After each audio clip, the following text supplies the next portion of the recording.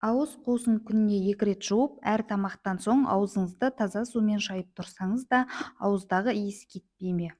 Әсіресе таңертең ұйқыдан тұрғанда сізге қолайсыздық тудыра ма? Оның шешімі бар әрі өте оңай. Мамандардың айтуынша ауыздағы жағымсыз иіс тазалықты дұрыс сақтамағаннан және кариестен, қызыл еттің қабынуынан, гастриттен немесе асқазан жарасынан пайда болады екен. Ал иісті кетіру үшін сағыз шайнау, кәмпит сору дұрыс шешім емес. Оның орнына май шайнау керек. Жалпы ауыздағы иісті білу қатты қиын емес. Кейде өзіңіз байқамайсыз, бірақ айналаңыздағылар сізге жақындамай сөйлейтін кездер болады. Оларды сізден алыстатып тұрған аузыңыздағы иіс. Оны білудің жолы қарапайым. Бар болғаны таза шыны ыдысты аузыңызға жақындатып үрлеңіз. 2-3 секундтан соң стаканды иіскеп көріңіз. Белгілі болады.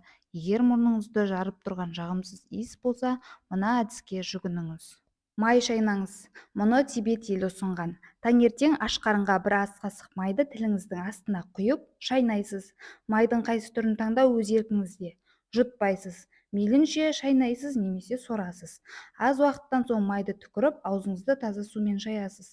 Осылайша бір ай бойы жасасаңыз, ауыздағы жағымсыз иістен біржола құтыласыз. Сондай-ақ ағзаңыздағы улы заттар шығып, ағзаңыз тазарады. Келесі лимон немесе лайм. Өздеріңізге мәлім, С дәрумені жағымсыз иісті тудыратын бактерияны өлтіреді. Күніне кем дегенде 2 рет лимон қосылған шай ішіңіз. Немесе 1-2 тілік лимонды қабығымен жеуді әдетке айналдырыңыз. Бұл әдіс темекінің иісін кетіруге де қабілетті екенін ескеріңіз. Келесі көк шай немесе кофе дәні. Көк шай полифенолға бай, ол ағзадағы уытпен күреседі, ал кофе дәні антисептик қызметін атқарады. Ауыздағы жағымсыз иістен құтылғыңыз келсе, көк шайды немесе кофені ішпеңіз. Керісінше, жапырақты аузыңызға салып шайнап көріңіз. Сонда бір жолата иістен құтылатын боласыздар. Келесі дәмдеуіштер немесе шөптер. Құрамында эфир майы бар қалампыр, кардамон, бұрыш, фенхель дәмдеуіштері ауызды жағымсыз иісті жояды.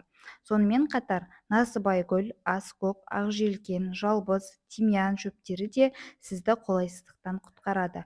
Бұларды тамаққа, салатқа қоспайсыз. Бар болғаны осы күйінде қалаған біреуін алып, аузыңызға саласыз. Сосын баяу қимылмен шайнай бастайсыз. 1-2 минуттан соң шөпті түкіріп тастап, ауыз қуысын таза сумен шайсаңыз болады. Жалпы бұдан бөлек жоғарыда келтірілген әдістер оңай болғанымен жасап көру қиындық туғызатыны мәлім. Біреуінің иісі ұнамаса, екіншісінің дәмі көңілді айнытады. Бірақ жағымсыздықтан арылу үшін амал жоқ деп ойлаймыз. Жалпы ауыз қуысының тазалығы күнде 2-3 рет, тіпті одан да көп ретті талап етеді. Өйткені аурудың бәрі ауыздан басталатынын ұмытпаңыз. Сондықтан да ауыз қуысының тазалығын бірінші орынға қоя біліңіз. Ол үшін тәулігіне 2 литр су ішіңіз, таңертең көк алма жеңіз. Алма ауыз қуысының тазалығына жауап беретін бірден-бір ем екенін ұмытпаңыз. Ақпарат пайдалы болса, арнаға тіркеліп, Аналар мектебі қазақша контент YouTube арнасына тіркеліп, қолдау көрсетіп, барынша достарыңызбен бөлісуді ұмытпаңыздар. Алдағы уақытта пайдалы ақпараттармен, лайфхактармен бөлісетін боламын. Соңына дейін тамашалағандарыңыз үшін алғысым шексіз.